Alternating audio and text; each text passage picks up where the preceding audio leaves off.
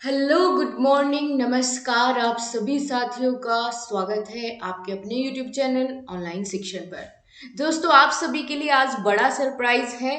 जैसा कि मैंने आपको बताया था कि आपका कभी भी सरप्राइज टेस्ट हो सकता है, तो बिल्कुल आज हम आपका सरप्राइज टेस्ट ही लेने वाले हैं। तो दिवाली से पहले एक टेस्ट तो बनता था आपका, तो आज यहीं पर जल्दी से सभी साथी जुट जाइए फटाफट से और अपने बाकी सभी दोस्तों को भी बुला लीजिए, क्योंकि दोस्तों अगर आपने आज वाला ये टेस्ट जो सरप्राइज टेस्ट है जिसमें अलग अलग चैप्टर से ईवीएस के, इसमें ईवीएस के ही क्वेश्चन आपको मिलेंगे, ठीक है। तो इसमें अलग अलग चैप्टर के क्वेश्चन आपको मिक्स्ड फॉर्म में मिलेंगे और वो भी प्रीवियस पेपर को ध्यान में रखते हुए ही इन क्वेश्चंस को सेट किया गया है, जिसमें एनसीईआरटी के भी क्वेश्चंस है और पेडागोजी के भी। तो अगर आपने ये क्वेश्चन कर लिए तो समझो भैया आपका सीटेट पास होने से कोई नहीं रोक सकता है जी। ऐसे ही प्रश्न आपको एग्जाम में देखने को मिलेंगे। चलिए दोस्तों, चलते हैं पहले प्रश्न पर। आपको अपना टोटल स्कोर बताना है। देखते हैं इस सरप्राइज टेस्ट में सबसे ज्यादा स्कोर किसका रहता है। तो चलिए दोस्तों, पहला दमदार प्रश्न आपकी स्क्रीन पर आते हुए आप सभी अपनी नोटबुक पेन उठा लीजिए अपने मार्क्स रिकॉर्ड करने के लिए। सो गाइस, पहला क्वेश्चन आपकी स्क्रीन पर है। फटाफट से बहुत ही दमदार तरीके से आप सबके आंसर आ जाने चाहिए। पूछा क्या है, देखो क्वेश्चन में इसमें पूछा है आपसे कि आपको बताना है कि भैया यहाँ पर शिक्षक की सबसे बहुमूल्य निधि है, उसकी क्या, उसका वेतन या उसकी सेवा या उसका गर्व या फिर छात्रों का विश्वास उसके लिए सबसे बहुमूल्य निधि, इनमें से कौन सी हो जाएगी। जल्दी आंसर करिए फटाफट, 3 सेकंड का समय आपको दिया गया है। सो गाइस, जल्दी से बताइए, वेतन, सेवा, गर्व और छात्रों का विश्वास, इनमें से एक शिक्षक के लिए सबसे ज्यादा जरूरी क्या होता है। तो दोस्तों, आप लोग जानते हैं कि बच्चे अपने शिक्षक को क्या मानते हैं, अपना रोल मॉडल मानते हैं, है ना। और कब मानते हैं रोल मॉडल, जरूरी थोड़ी हर शिक्षक बच्चे का रोल मॉडल बन जाए, नहीं। वो उसको अपना रोल मॉडल मानते हैं जिस पर कि वो क्या करते हैं, विश्वास करते हैं, है ना, जिस पर वे विश्वास करते हैं। तो शिक्षक के लिए सबसे बहुमूल्य निधि उसका, जो उसके बच्चों का, जिसको पढ़ाता है, उन छात्रों का विश्वास होना चाहिए। ठीक है, क्या होना चाहिए, विश्वास होना चाहिए। तो यहाँ पर आपका कौन सा ऑप्शन हो जाएगा, ऑप्शन नंबर डी एकदम करेक्ट है। बहुत अच्छे से आपने जवाब दिया। चलिए नेक्स्ट क्वेश्चन पर चलते हैं। नेक्स्ट क्वेश्चन में क्या पूछा है कि परिकल्पना को बार बार परीक्षण करने से गलत नहीं पाया जाता है तो वह एक है ना, तो वह है एक। भाई दोस्तों देखो, अगर किसी बार बार परीक्षण किया जाए एक ही परिकल्पना पर आधारित, ठीक है, और बार बार उसका रिजल्ट वही सेम आता है, चाहे उसे किसी भी तरीके से हम परीक्षण उसका करके देख ले, तो वो एक कानून बन जाता है या सिद्धांत या फिर खोज या फिर मूल संकल्पना। इस तरह का क्वेश्चन लास्ट ईयर भी देखने को मिला था। तो आपको ये बात जो है बिल्कुल ध्यान में रखनी चाहिए। ये आपका ईवीएस में भी आता है और यही सेम चीज मैथ्स में भी एक बार पूछी जा चुकी है। तो आप बताएंगे, देखो, जब बार बार परीक्षण करने पर भी एक ही जवाब आए तो इसका मतलब वो क्या बन जाता है, प्रिंसिपल बन जाता है, वो सिद्धांत बन जाता है ना। तो इसका सी बी ऑप्शन एकदम करेक्ट है। और दोस्तों, जैसे कि मैंने आपको बताया कि सिद्धांत उसको कह देते हैं, सिद्धांत मान लिया जाता है, क्योंकि सिद्धांत जो है वो सार्वभौमिक होता है ना, सार्वभौमिक रूप से सत्य होता है। इस तभी वो सिद्धांत बन पाता है, क्योंकि अगर कोई और भी उसको उस तरीके से परीक्षण करे तो उसका भी एक ही जैसा रिजल्ट आना चाहिए, तभी वो सिद्धांत माना जाएगा। ऐसा नहीं कि किसी और ने उसको ट्राई किया तो अलग आ रहा है ना। अगला क्वेश्चन है, निम्नलिखित में से सबसे उपयुक्त शिक्षण विधि कौन सी है। श्रुतलेख एवं दिया गया कार्य, या विचार गोष्ठी एवं श्रुतलेख, या विचार गोष्ठी एवं कार्य योजना, या व्याख्यान एवं श्रुतलेख। आप इन चारों में से ये देखो कि ये जो दोनों ऑप्शन दिए गए हैं, श्रुतलेख और दिया गया कार्य, इनमें कौन से ऐसे दो ऑप्शन हैं कि जिसमें बच्चे क्या हो रहे हैं, बच्चे सबसे ज्यादा एक्टिव है। तो देखो, श्रुतलेख सुनकर लिखा गया लेख, इसमें बच्चे उतने एक्टिव नहीं रहते, ना ही बच्चे की सक्रियता इसमें बढ़ती।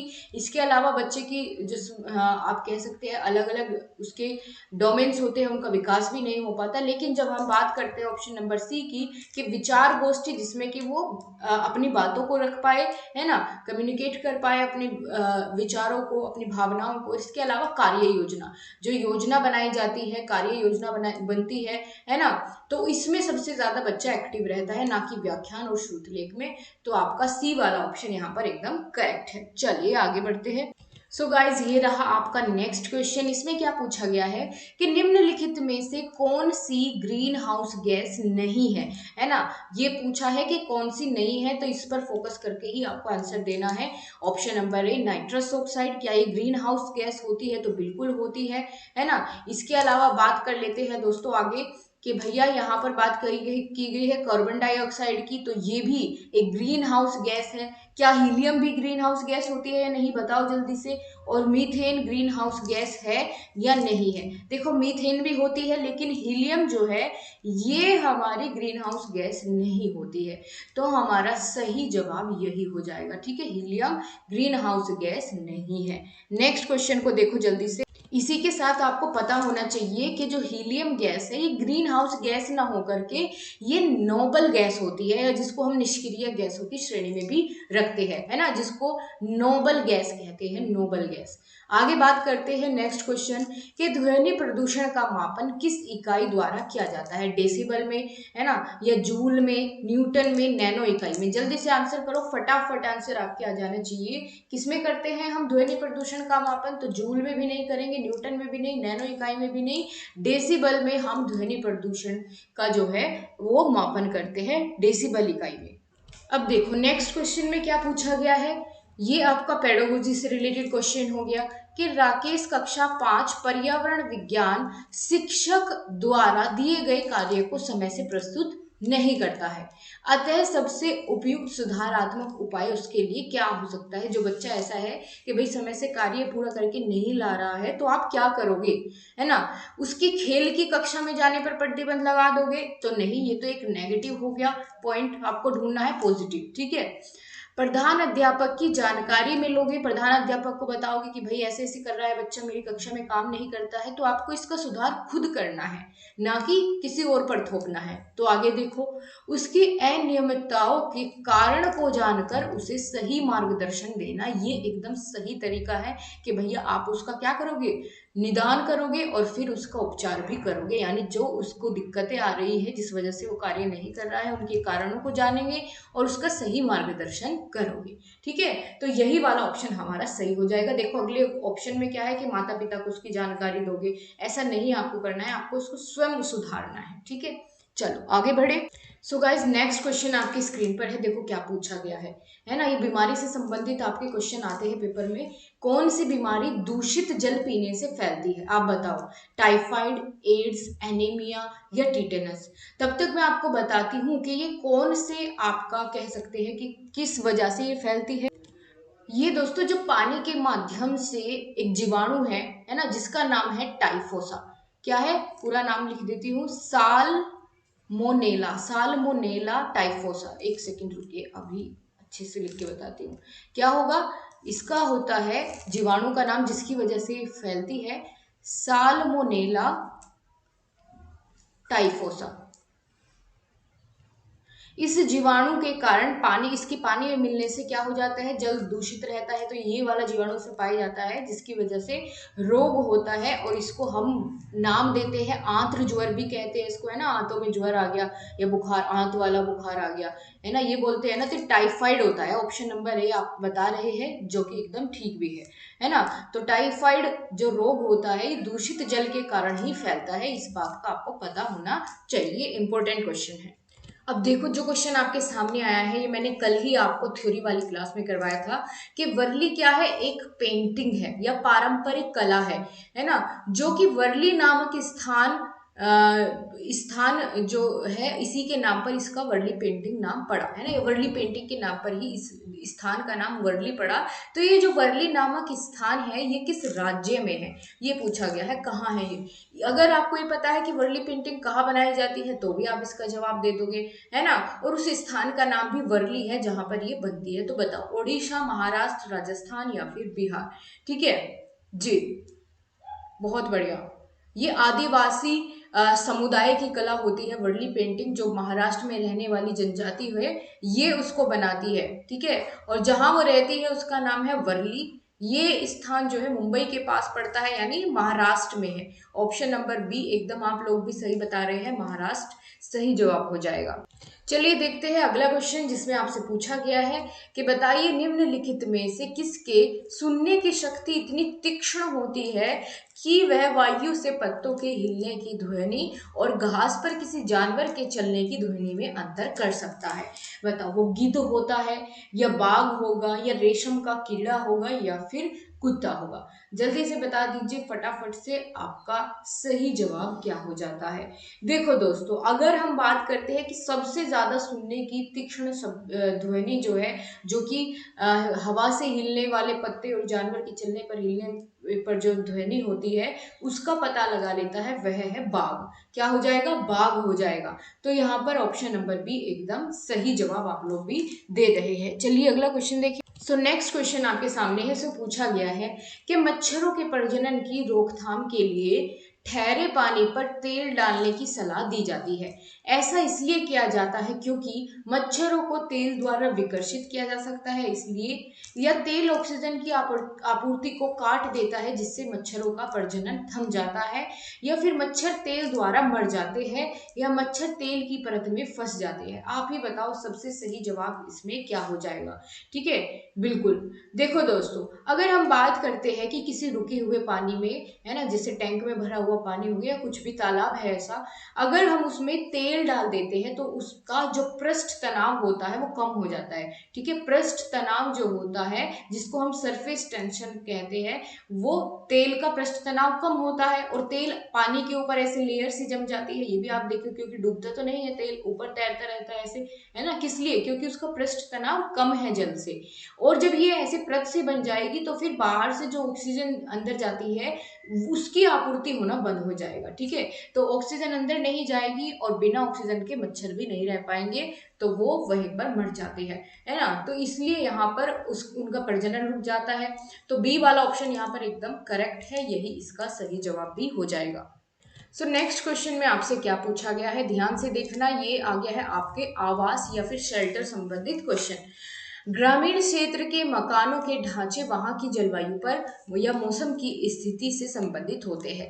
एक गांव के मकानों के लक्षण नीचे दिए गए हैं। आपको बताना है कि वो कहाँ के मकान के बारे में या कहाँ के घर के बारे में बात की गई है, कौन से राज्य के। तो मजबूत बांस के खंभों पर यहाँ के मकान जो है वो बने हुए होते हैं। अंदर से भी मकान लकड़ी के बने हुए होते हैं और मकान जमीन से लगभग 3 से 3.5 मीटर की ऊंचाई पर बने होते हैं। मकान की छत ढालू होती है। यदि इस गांव में भारी वर्षा होती है तो यह गांव किस राज्य में होना चाहिए। जो ये आपको विशेषताएं बताई गई है कि भाई ये ऐसा ऐसा कहाँ होता है, किस राज्य के मकान के बारे में ये बातें हो रही है। उत्तर प्रदेश, असम, राजस्थान या फिर बिहार? जल्दी से बताओ, छोटा सा सेशन रखेंगे ताकि आप भी अपने त्योहार को एंजॉय कर पाए और साथ में थोड़ी पढ़ाई भी हो जाए। ठीक है, बिल्कुल। तो एक्टिवली आपको सभी जवाब देने हैं। देखो कैसे, कहाँ की बात है ये, जहाँ पर बांस के खंभों पर मकान बनाए जाते हैं, तो ऐसा तो आप जानते हैं असम में होता है, जहाँ पर भारी बारिश भी होती है ना। तो पानी घर में ना घुसे इसके लिए खंभों पर अपना घर बनाते हैं, मजबूत खंभों पर। ठीक है, तो सही जवाब आपका हो गया option number B. So guys next question आपके सामने आ गया है। कुड़ुक जो है ये भाषा कहाँ बोली जाती है? कुड़ुक भाषा कहाँ बोली जाती है, जल्दी से बता दो। ये आपके एग्जाम में कई बार आ चुका है क्वेश्चन, आपके प्रीवियस पेपर में पूछा गया है कई बार, कई सारी शिफ्ट में रिपीट हुआ है, तो आपको पता होना चाहिए। जो कुड़ुक भाषा है ये आपके झारखंड में बोली जाती है। कहाँ बोली जाती है? तो ये झारखंड की भाषा है, झारखंड में कुड़ुक भाषा बोली जाती है। ऑप्शन नंबर डी एकदम सही जवाब। सो गाइज नेक्स्ट क्वेश्चन आपका बहुत ही आसान सा है। अगर आपने मेरी क्लासेस ली है शुरुआत वाली भी, तो भी आपको ये पता चल जाएगा, क्योंकि मैंने पहले ही क्लास में आपको बताया था कि कौन कौन से ईवीएस के अंदर थीम होते हैं और कौन कौन से उप थीम होते हैं। तो थीम से क्वेश्चन जरूर आएगा। आपने अगर अभी तक भी क्लासेस नहीं देखी है शुरुआत वाली तो जरूर देखना। पूरी प्लेलिस्ट का लिंक मैं कमेंट सेक्शन में दे रही हूँ, ठीक है, वहां से आप जरूर देखिएगा। तो बताओ, राष्ट्रीय पाठ्यचर्या रूपरेखा 2005 के अनुसार निम्नलिखित में से कौन सी एक पर्यावरण अध्ययन की विषय वस्तु है या फिर थीम है? सौर मंडल सौरमंडल, भोजन, मौसम या फिर ऊर्जा, इनमें से कौन सा एक मेन थीम वहां पर दिया गया है आपका ईवीएस के पाठ्यक्रम में। तो देखो ऊर्जा भी नहीं है, मौसम भी नहीं है, ना ही सौरमंडल, जबकि भोजन यानी फूड आपका उसमें थीम है। ठीक है, तो यहाँ पर बी वाला ऑप्शन एकदम सही हो जाएगा, यही इसमें सही जवाब है। ठीक है, चलिए आगे बढ़ते हैं। सो गाइस, नेक्स्ट क्वेश्चन आपके सामने है। आपको बताना है कि प्राथमिक स्तर पर पर्यावरण अध्ययन में समुदाय से सीखने या सिखाने का एक महत्वपूर्ण संसाधन माना जाता है। क्यों? इसके पीछे रीजन क्या है कि बच्चों को समुदाय से सीखने के लिए एक समुदाय को एक महत्वपूर्ण संसाधन माना जाता है। क्योंकि यह आसानी से उपलब्ध होने वाला संसाधन है इसलिए? तो बिल्कुल नहीं। यह एक बहुत सस्ता संसाधन है तो इसलिए भी नहीं। इसमें समझदार और बुजुर्ग व्यक्ति होते हैं तो इससे भी अच्छा ऑप्शन आपको देखिए ऑप्शन नंबर 4 मिलेगा कि यह वास्तविक स्थितियों से सीखने के अवसर उपलब्ध कराता है ना। जब समुदाय से जुड़ेंगे तो क्या होगा, बच्चे अपने दैनिक जीवन से संबंधित या फिर अपने डेली लाइफ से संबंधित चीजों को सीखेंगे, उनको अवसर मिलेंगे वास्तविक स्थितियों में सीखने के। ठीक है, तो इसीलिए यहाँ पर आपका ऑप्शन नंबर डी सही हो जाएगा।